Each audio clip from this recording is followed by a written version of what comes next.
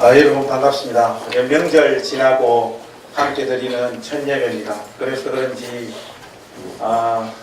이게 뒤에 오시는 분들이 지금 자리가 없어서 지금 앉을 곳이 없는데, 우리 혹시 스페이스가 이렇게 좀 낼 수 있는 분들은 안쪽으로 이렇게 좀 앉아주시고 하셔서 뒤에 오시는 분들 이렇게 예배 드리는데 불편함이 없었으면 좋겠습니다.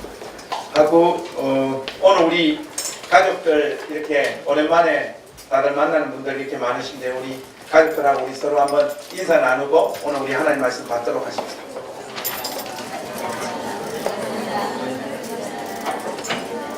왼쪽으로 한 번 더 하세요. 왼쪽으로.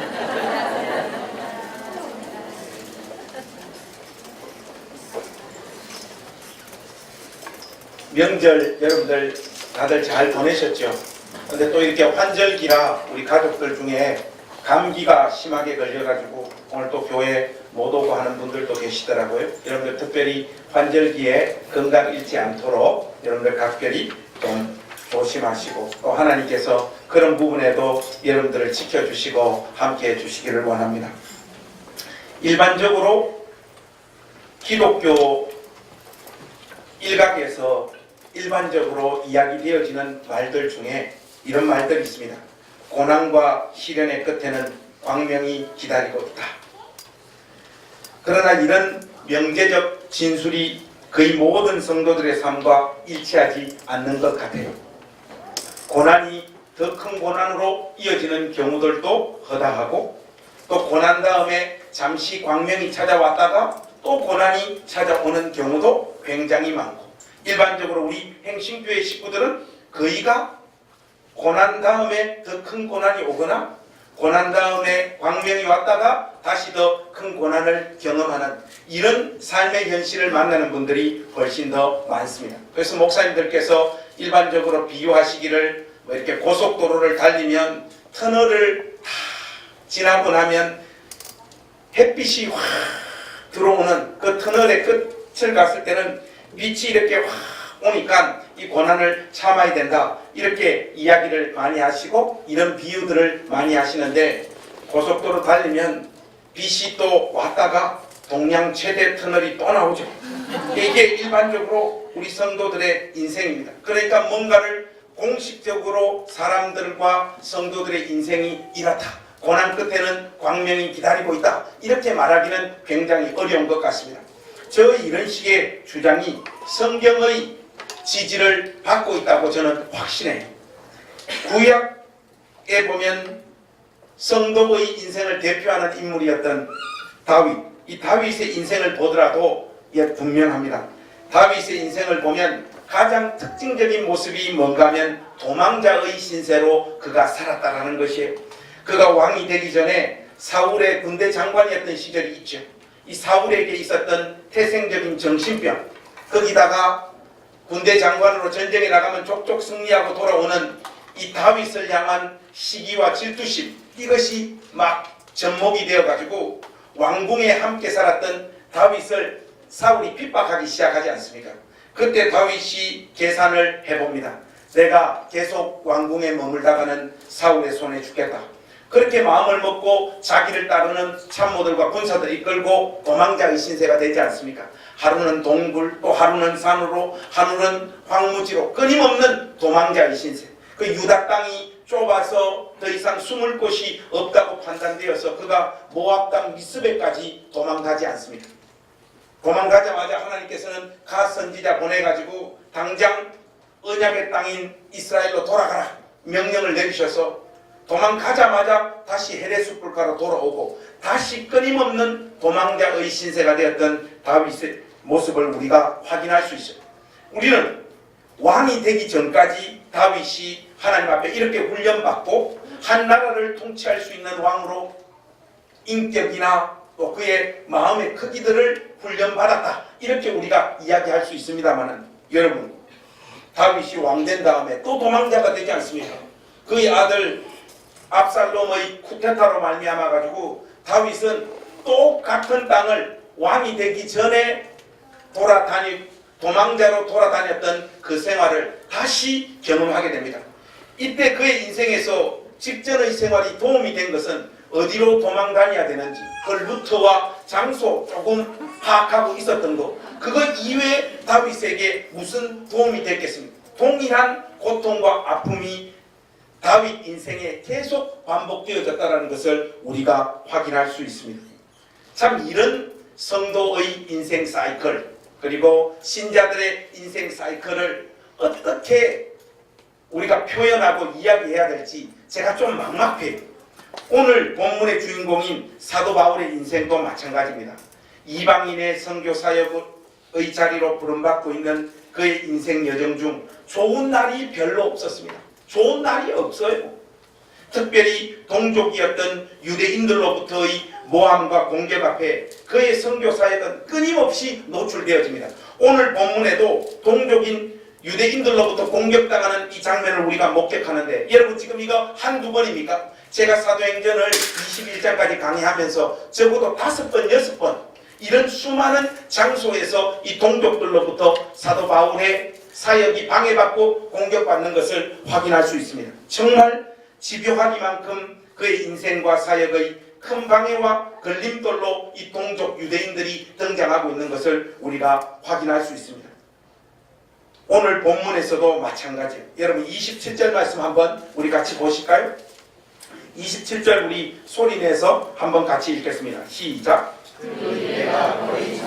아시아로부터 온 유대인들이 성전에서 바울을 보고 모든 무리를 충동하여 그를 붙들고, 여러분 여기에 보면 아시아로부터 온 유대인들이라 이렇게 말하잖아요. 여기서 말하는 이 아시아로부터 온 유대인들이란, 이 사람은 에베소 지역에서 온 유대인들을 말합니다. 사도 바울이 이 에베소 근교 그 근처 지방에서 약 3년간의 사역을 감당했었지 않습니까? 그곳에 있을 때도 유대인들이 여러 차례 사도를 해하려고 했지만 성도들과 고위 관료들의 도움으로 말미암아 그 위험에서 빠져나왔던 기억들, 여러분들 기억하고 계시죠? 그런데 이들은 참 끈질깁니다. 바로 그 지역에서부터 온 이 유대인들이 그들의 성전, 그들이 가장 소중하게 생각하는 바로 그 성전, 구체적으로 말하면 남자들의 뜰에서 바울과 만납니다. 바로 이것을 이 유대인들은 하나님께서 그들에게 주신 기회로 인식합니다. 마치 사울이 다윗이 그일라에 왔을 때 하나님이 그를 내 손에 붙이셨도다 하는 이 고백을 했던 것처럼, 오늘 이 바울이 성전의 남자들의 뜰에 나타난 이 장면을 하나님께서 바울을 때려잡아 죽이라고 하나님께서 그들에게 주신 기회로 이들은 인식하기 시작합니다. 왜 그런가 하면 여러분 28절 29절을 한번 보십시오. 제가 한번 읽겠습니다. 외치되 이스라엘 사람들아 도우라. 이 사람은 각처에서 우리 백성과 율법과 이곳을 비방하여 모든 사람을 가르치는 그 자인데 또 헬라인을 데리고 성전에 들어가서 이 거룩한 곳을 더럽혔다 하니, 29절은 같이 합시다. 시작. 이는 그들이 전에 에베소 사람 드로비아 바울과 함께 시내에 있음을 보고 바울이 그를 성전에 데리고 들어간 줄로 생각함이라. 여러분 28절 29절이 다 중요한데 29절이 지금 하나님께서 그들에게 주신 기회라고 생각한 결정적인 이유가 됩니다. 그들이 사도들을 붙잡은 곳, 더 정확하게 번역하자면 그를 사도를 손을 대기 시작한 곳은 이스라엘 성전의 남자들의 뜰입니다. 여기에는 유대인 성인 남자들만 출입이 가능한 곳이에요. 이방인들은 여기 들어오면 절대로 안 됩니다. 여기 들어오면 그냥 죽어요. 이것이 유대인들이 가지고 있었던 법입니다. 특별히 요세푸스에 의하면 이방인들에게 이 성전 앞에 명백한 경고문이 붙어 있었다고 합니다. 헬라어와 라틴어로 붙어 있었다고 하는데 이 경고문이 1871년과 1935년에 실질적으로 발견되어졌어요. 그런데 헬라어로 딱 붙어 있었는데 제가 여러분들에게 좀 읽어드릴게요. 어떤 외국인도 성전과 주변을 둘러싸고 있는 경계의 울타리를 넘어서 들어가지 못한다. 넘어가다 붙잡히는 자는 누구든지 이로 인해 빚어지는 죽음의 개인적인 책임을 져야 할 것이다. 이것이 유대인들이 가지고 있었던 명백한 원칙이었고 법이었고 로마 당국이나 로마 시민권을 가진 자라고 할지라도 이 법을 어기는 자들을 향해서는 유대인들은 가차없이 그들을 죽여버리는 것을 원칙으로 삼고 있었습니다. 바로 이 남자들의 뜰에 사도 바울이 에베소 사람 드로비모 이 이방인을 데리고 들어왔다는 거예요. 이 제목을 걸어서 오늘 사도 바울을 죽이려고 이들이 지금 집중하고 있습니다. 그런데 여러분 29절을 한번 보십시오. 거기 보면 이는 그들이 전에 에베소 사람 드로비모가 바울과 함께 시내에 있음을 보고 바울이 그를 성전에 데리고 들어간 줄로 생각함이라. 바로 이곳에 사도가 에베소 사람 드로비모를 데리고 들어갔다고 유대인들이 판단했는데, 하지만 바울과 드로비모가 시내에 있었던 것을 본 것이지 남자들의 뜰에 사도 바울이 이 드로비모를 실질적으로 데리고 들어온 것은 아니에요.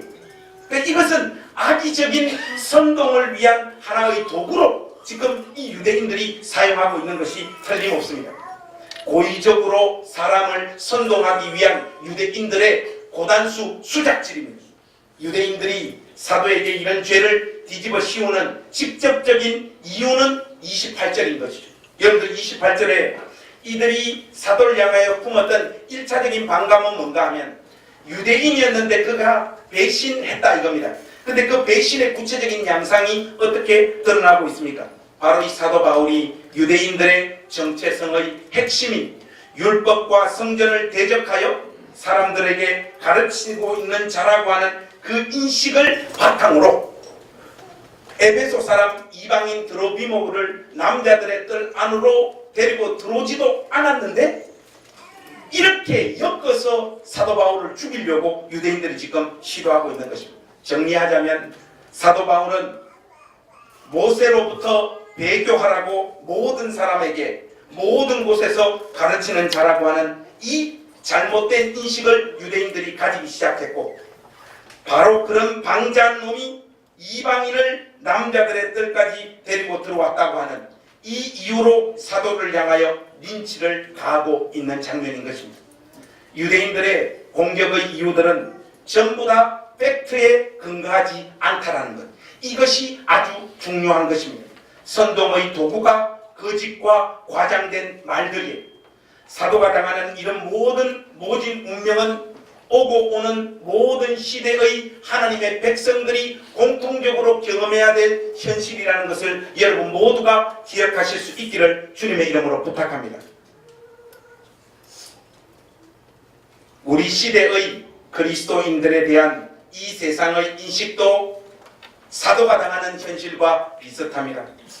어떤 의미에서는 사도는 주의 일을 하는 이유로 말미암아 하나님 앞에 핍박을 받고 있다면, 어떤 목사님 책에서 제가 몇 가지만 인용하겠습니다.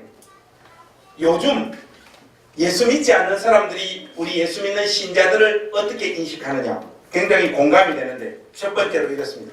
제가 본 기독교인은 우월감에 사로잡혀 있어요. 또 남을 훈계하기를 좋아합니다. 듣는 것을 대단히 싫어하고요.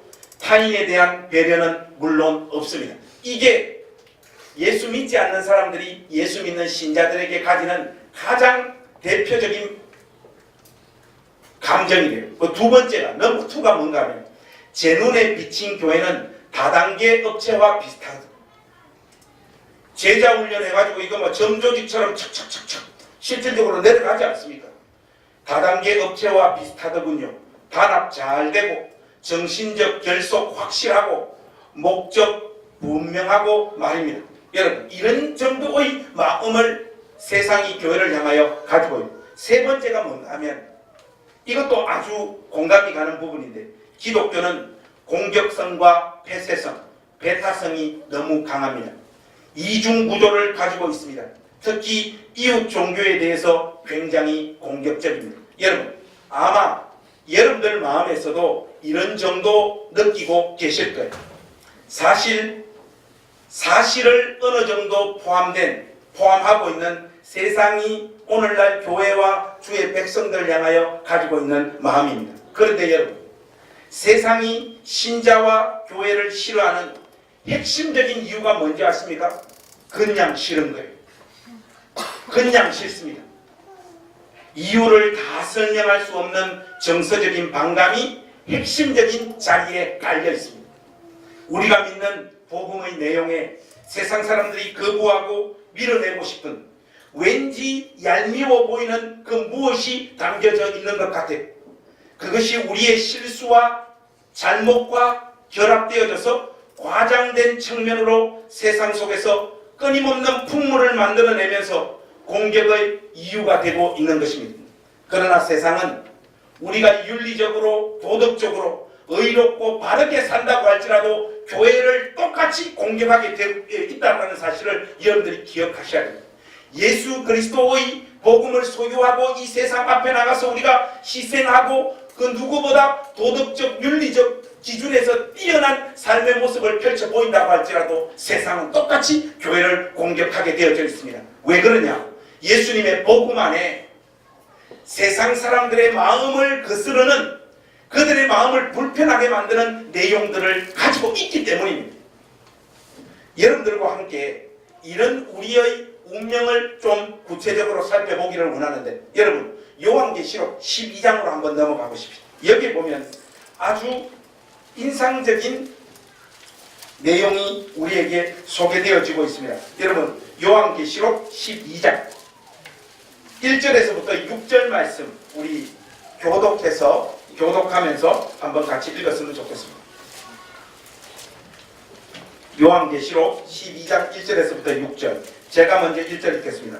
하늘에 큰 이적이 보이니 해를 옷 입은 한 여자가 있는데 그 발 아래에는 달이 있고 그 머리에는 12별의 관을 썼더라. 이 여자가 아래를 베어 세상에 이르매 하늘에 또 다른 이적이 보이니 보라, 한 큰 붉은 용이 있어 머리가 7이요 뿔이 10이라. 그 여러 머리에 7 왕관이 있는데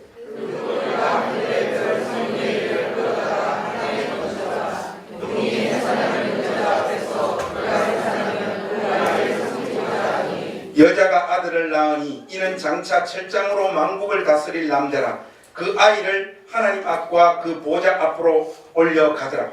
그 여자가 만나고 나중에 거기서 선을 주시기 동안 그를 양육하기 위하여 하나님께서 예비하신 곳이 있더라. 여러분 여기 잘 보십시오. 여러분 1절부터 6절 말씀 보면 여기 등장인물이 총 몇 명 나옵니까? 여러분들의 독해력이 이래서 문제인 거예요. 그 제일 대표적인 인물이 몇 명입니까? 용이 나오잖아요. 용. 그리고 또 누가 나옵니까? 여자. 또 누가 나옵니까? 아이. 그러니까 몇 명이에요? 3명. 근데 여러분 여기서 용은 누굽니까? 이 용은요 말 그대로 용이에요. 용인데 이 사도 요한이 요한계시록을 진술할 때 대부분의 내용을 구약 성경에서 인용하거나 인유하고 있습니다. 이게 틀림없어요. 그래서 이 용은 구약 성경적으로 보면 구약에서도 큰 뱀, 또 용, 내지는 리워야단 이렇게 표현되어지고 있습니다. 그런데 인물을 두고 하나님께서 용이라고 지칭한 인물이 구약 성경에 2명 있어요. 한 명이 누구냐? 느부갓네살이고요. 하나 바벨론의 느부갓네살이고 또 하나가 누군가 하면 애굽의 바로입니다. 이들을 향하여 리워야단이다, 큰 뱀이다, 우리 주님께서 그렇게 말하고 있어요. 여러분 느부갓네살과 바로는 구약 역사에서 어떤 역할을 하고 있는 자들입니까? 하나님의 구속사, 특별히 하나님의 일에 큰 방해꾼과 걸림돌로 등장했던 인물들, 끊임없이 주의 백성들을 핍박하고 공격하고 어려움을 줬던 인물들이 느부갓네살과 바로였지 않습니까? 요한계시록에 등장하고 있는 이 용은 바로 하나님의 백성들을 핍박하고 공격하는 자예요. 그런데 이 계시록에서 이 용은 우리가 이렇게 간단하게 정리를 하면 되는데 어디가 좀 어려운가 하면 아이를 낳는 여자와 또 이 아이가 누구를 뜻하는가, 이 부분이 좀 어렵습니다. 2절에 여러분 보니까 여자가 등장하고 그 여자가 해산하면서 애를 쓰며 부르짖는 장면이 나옵니다. 요즘은 뭐 애 놓을 때 그냥 배 가르면 바로 나가 이렇게 나오는 방법도 있습니다만 일반적으로 애 놓을 때 소리 지르지 않습니까? 지금 해산하는 장면이에요. 그런데 태어나는 이 아이를 누가 삼키고자 합니까? 4절에 보세요. 용이 이 아이를 삼키려고 하잖아요. 그런데 5절에 보니까 이 태어난 아기가 누구인지 우리에게 분명히 알려주고 있어요. 여러분들 5절 한번 보세요. 5절 우리 소리내서 같이 한번 읽겠습니다. 시작. 여자가 아들을 낳으니 이는 장차 철장으로 만국을 다스릴 남자라. 그 아이를 하나님 앞과 그 보좌 앞으로 올려가도록. 여러분 이거 누구를 지금 가르치는 겁니까? 명백하게 메시아이신 예수님을 가르치는 겁니다. 그러면 이 아이를 낳은 여자는 누구인가 하는 질문을 우리가 가지게 되는데 그 누구다 이렇게 단정적으로 말하기보다는 오늘 본문 안에서 우리가 1차적으로 해결을 봐야 돼요. 여러분들 6절 한번 보세요. 이 6절은 이 여자는 용을 피하여 어디로 도망을 갑니까? 광야로 도망을 갑니다. 바로 이 여자는 메시아를 낳은 여자이면서 동시에 수많은 구원의 자손을 잉태할 우리 주님의 피로 값주고 산 신약 교회를 의미하는 거예요. 한마디로 하나님의 백성을 의미합니다. 그런데 메시아 되시는 예수님은 하늘로 먼저 승천하시고 그를 낳은 지상의 교회는 이 땅에 남아서 용에게 끊임없는 핍박과 공격의 대상이 되고 있다는 것. 여러분 여기에 여러분들이 주목하셔야 합니다. 결국 용의 분풀이 대상이며 지속적으로 노리는 존재가 누구인지 오늘 본문이 우리에게 분명히 밝혀주고 있는 거예요. 바로 이 땅의 교회요 하나님의 백성들입니다. 여러분 마태복음 요한계시록 12장에 나와 있는 이런 구조가요. 여러분들이 사복음서를 제대로 이해하고 어떤 구조적인 틀을 받아들이면요. 이 말씀이 쉽게 풀립니다. 예수님 이 세상에 태어났을 때 헤롯이 어떻게 합니까? 예수님도 놓치고 동방박사도 놓치니까 대신 분풀이를 어디에 합니까? 2살 밑에 어린 아이들을 전부 다 죽여버리지 않습니까? 그 양상과 지금 똑같은 거예요. 예수님을 놓쳐버린 이 용이 예수님을 낳은 여자인 하나님의 백성들을 지속적으로 핍박하는 양상으로 이 세상의 역사가 진행되어지는 것입니다. 이 세상은 용이 하나님의 참된 백성들인 남은 자들을 핍박하는 공간이라는 사실을 여러분 꼭 기억하십시오. 그래서 우리 주님께서 다시 오시는 그날까지 이 땅에서는 예수님 이름으로 고난받는 종들이 끊임없이 발생되어질 수밖에 없고 하나님은 바로 이 고난받는 당신의 종들을 붙잡으사 자기의 역사를 이루어 가시는 것이 이것이 아이를 낳은 이 땅의 교회와 하나님의 백성을 뜻하는 여자의 존재론적인 운명이라는 사실을 우리 모두가 기억해야 합니다. 사도 바울과 모든 시대의 그리스도인들은 바로 이런 섭리 가운데 모진 현실을 겪을 수밖에 없습니다. 예수님을 사랑하고 예수님을 진심으로 믿는 자의 인생이 바로 이 세상이 가하는 거짓과 과장된 내용에 기초한 공격들 앞에 끊임없이 노출되어져 영혼의 멍을 새기면서 자기의 인생과 자기의 존재를 유지할 수밖에 없다라는 거예요. 우리가 아무리 깨끗하고 정직하고 의롭게 살아도 이 현실은 우리를 떠나지 않는다는 것. 그것이 오늘 본문이 우리에게 보여주고 있는 명백한 사실입니다. 여러분 오늘 본문으로 다시 한번 돌아가 보십시다. 32절에 보시면 사도가 단순히 협박당한 정도에서 그친 것이 아니라 목숨의 위험을 느낄 만한 구타를 경험하고 있는 것 같아요. 여러분 21장 32절 우리 한번 같이 읽었으면 좋겠습니다. 32절 시작. 그가 급히 군인들과 백성들을 거느리고 달려 내려가니 그들이 천부장과 군인들을 보고 바울 시비를 거치는지라. 그러니까 천부장과 당국자들이 오기 전까지 이 유대인들이 사도 바울을 붙잡고 끊임없이 지금 두들겨 패고 있었던 거예요. 그 당국자들이 오니까 두들겨 패는 이 행동을 거치는 거예요. 왜냐? 불법이기 때문에.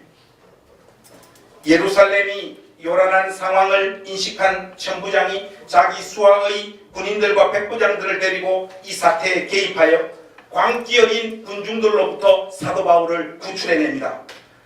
그런데 35절에서 36절 말씀 또 한번 다시 보십시오. 이 상황이 그냥 이렇게 종결되어진 것 같지가 않아요. 유대인들은 지금 천부장과 당국자들이 나타났음에도 불구하고 끝까지 달라붙어서 사도를 죽이려고 그들의 공격을 계속해서 감행하고 있습니다.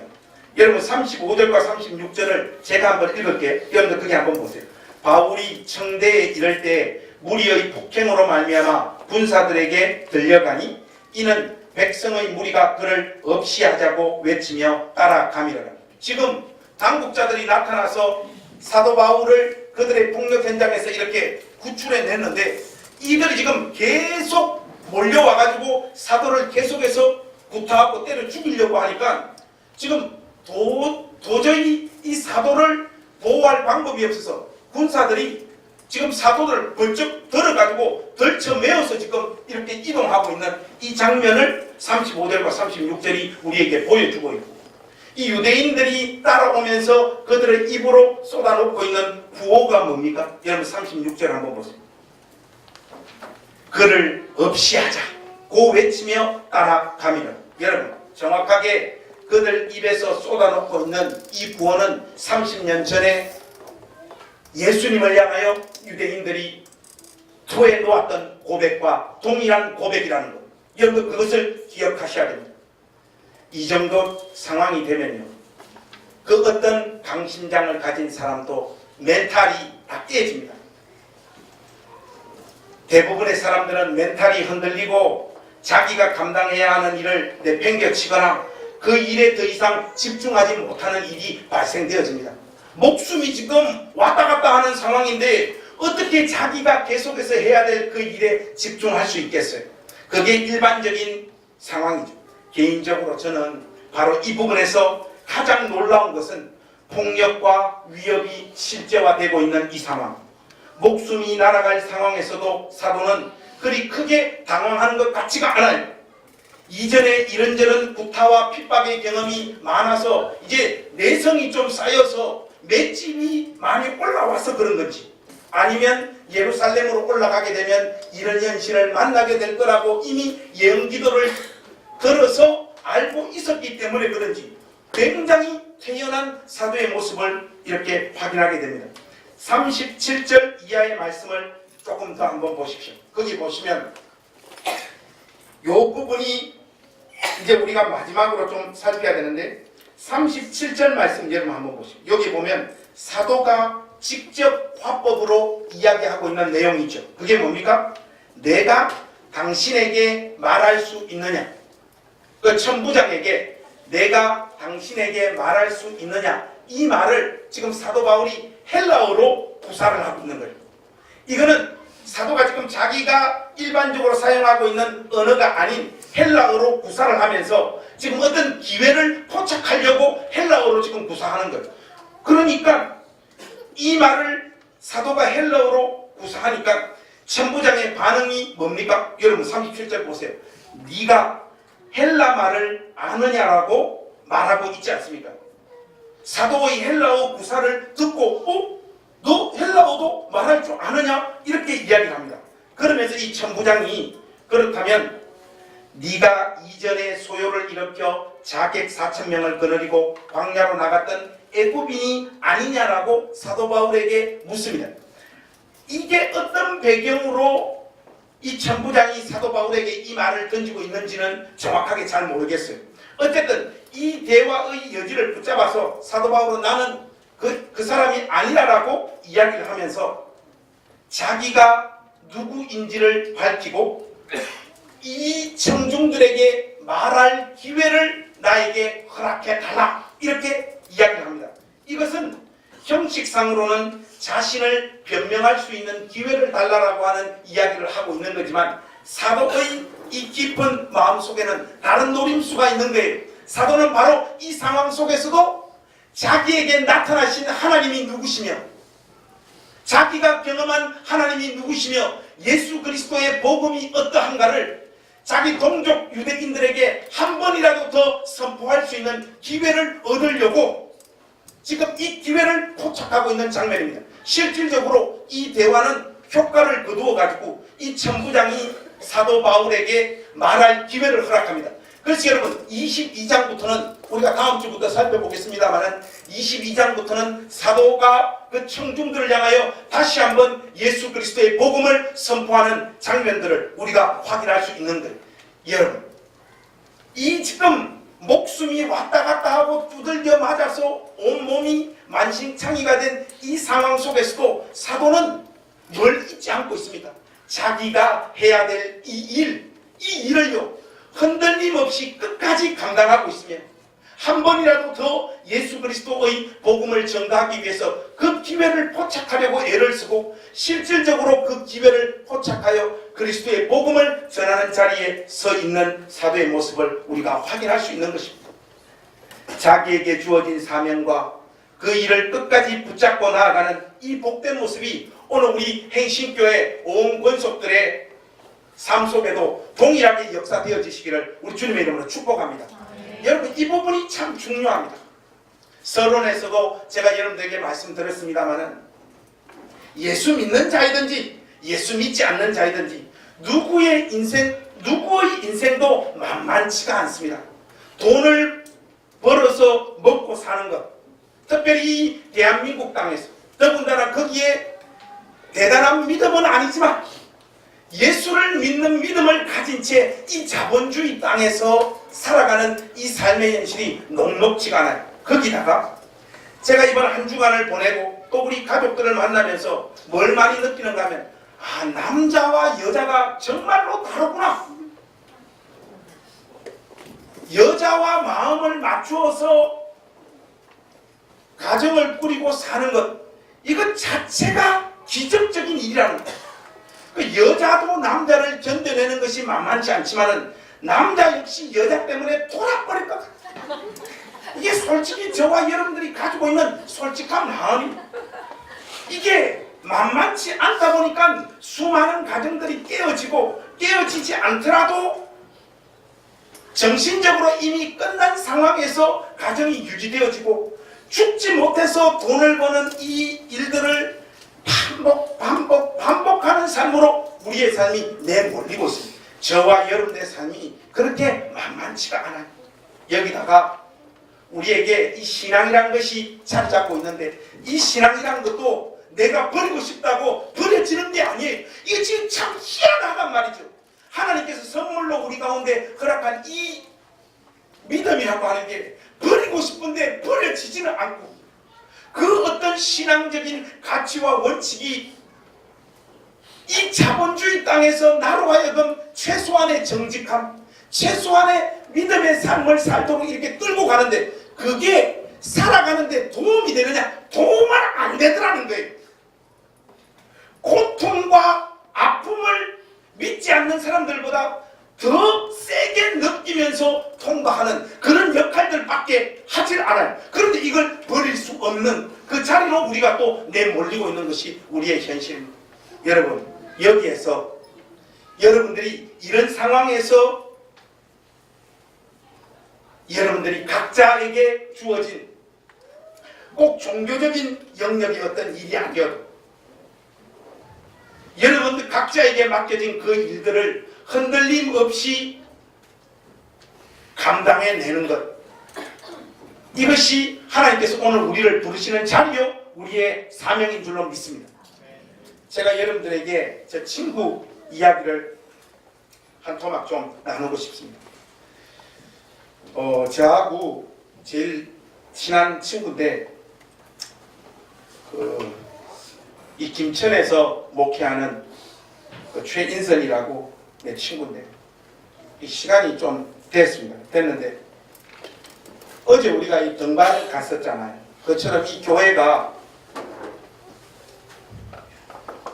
자전거 토요일날 집사님들하고 목사님하고 같이 자전거로 이렇게 김천 이 외곽지를 도는, 그래서 김천에는 직지사가 있지 않습니까?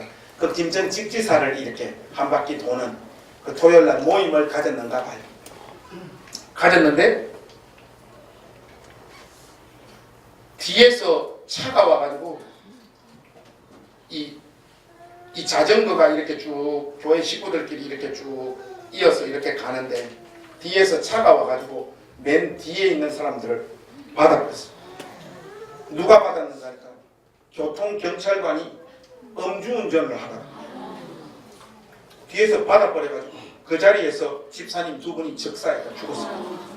한 분은 약사시고 그 한 분은 선생님이었다고 하는데 이 또 한 분은 사촌 형님. 그래서 제 친구가 9시 뉴스 인터뷰에도 그때 다 나왔죠.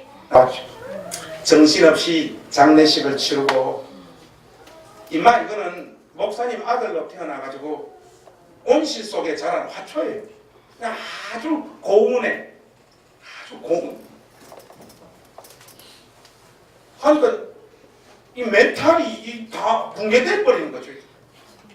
그 뒤를 돌아봤는데 그 자리에서 그냥 죽어버렸어. 이 죄책감에 또 담임 목사로 그 책임감에 뭐 무슨 말이 더 필요하겠습니까?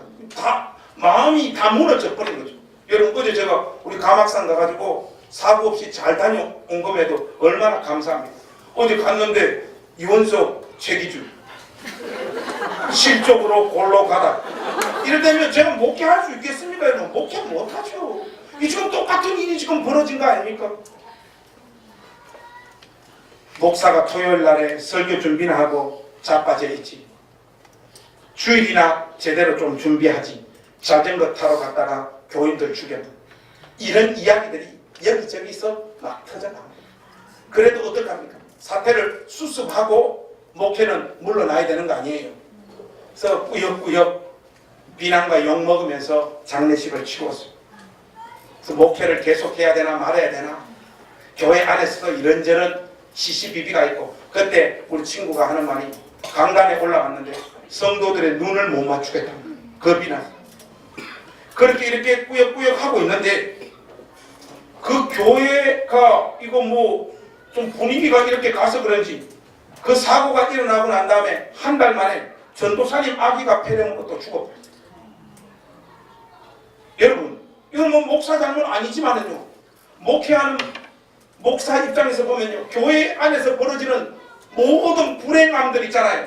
그게 그냥 다 프레셔로 타고 옵니다. 누가 사업 안 된다 그러면 미쳐버리는 거예요. 누가 뭐 실직했다 그러면 제가 기도 안 해가 그런 것 같은 그런 마음이 드는데 뭐 실직 정도야 괜찮지요 뭐. 애가 죽어버렸어요. 근데 여러분 이 엎친데 덮친다. 이 전사님 아기가 죽고 난 다음에 한 달 더 있다가 집사님 아가 또 죽었어요. 이게 도대체 뭐냐고 여러분. 우리 친구가 그 애가 그냥 맛이 가버린 거예요. 도저히 목회를 못하겠다. 그때 아마 우리 친구가 정신과 치료를 받았대요. 정신과 가서 치료를 받는데 회복이 안 되는 거예요.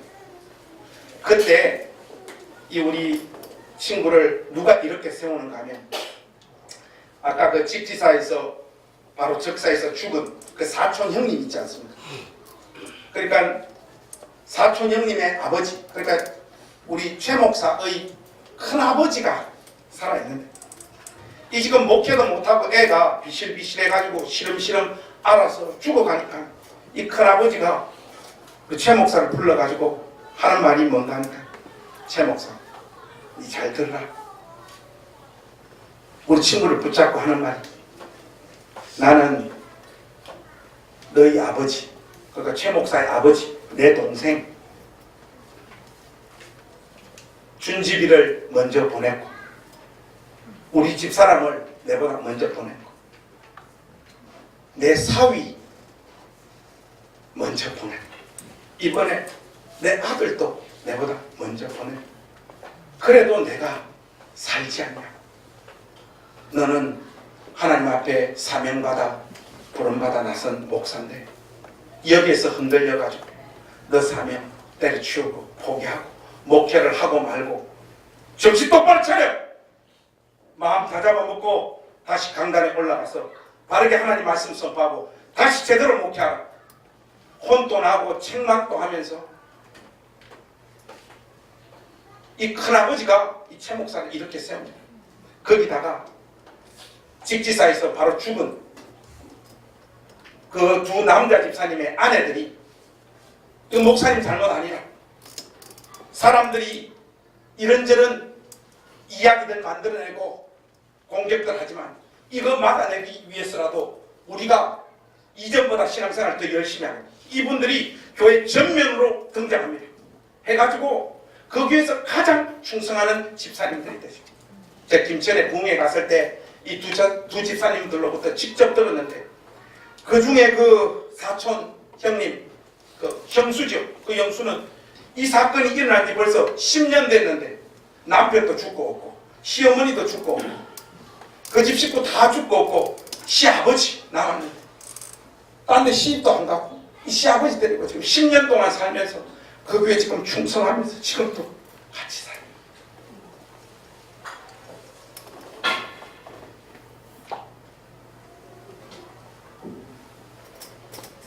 우리 친구가 그래도 죄인인 게 아버지 교회를 물려받았어요.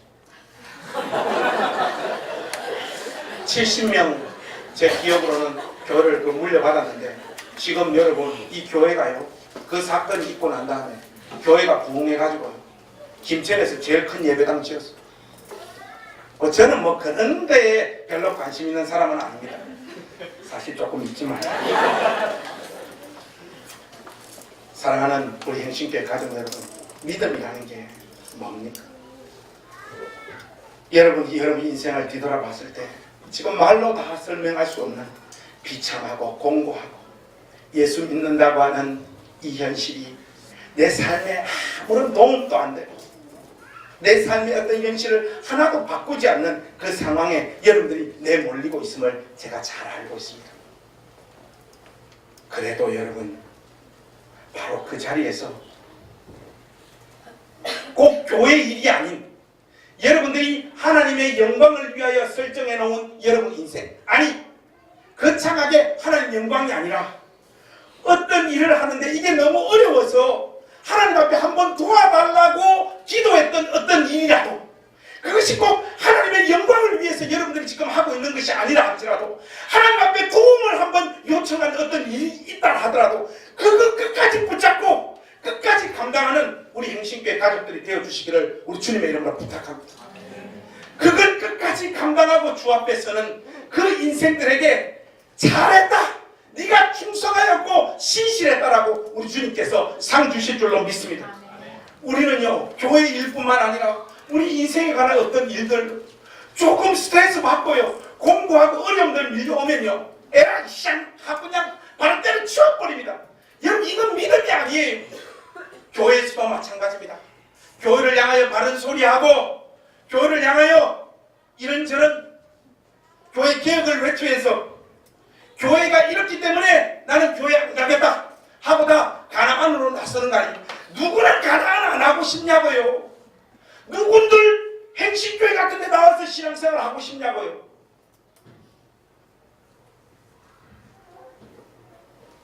어그러지고 꼬부라진 소나무들이 산을 지킨다고 우리들 이 교회 그냥 던져버리고 편안하게 집에서 인터넷 듣고 어떤 책임도 부여되어지지 않는 가난한 성도 되는 거 그거 누가 못합니까? 입 바른 소리 딱딱 하면서 다 할 수 있죠.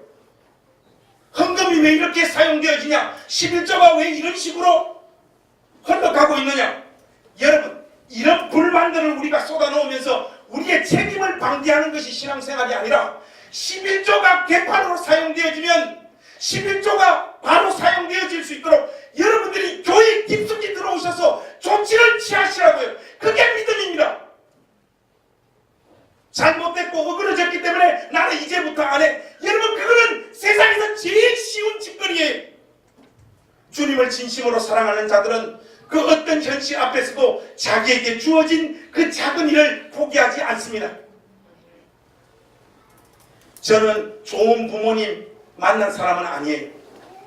뭐 아버지 잘못 만난 것은 기정사실이고 우리 어머니도 교육과 관련해서는 영광이에요. 뭐 어머니로부터 좋은 영향 받은 거 저는 거의 없습니다. 없는데 우리 어머니 그 돌아가실 때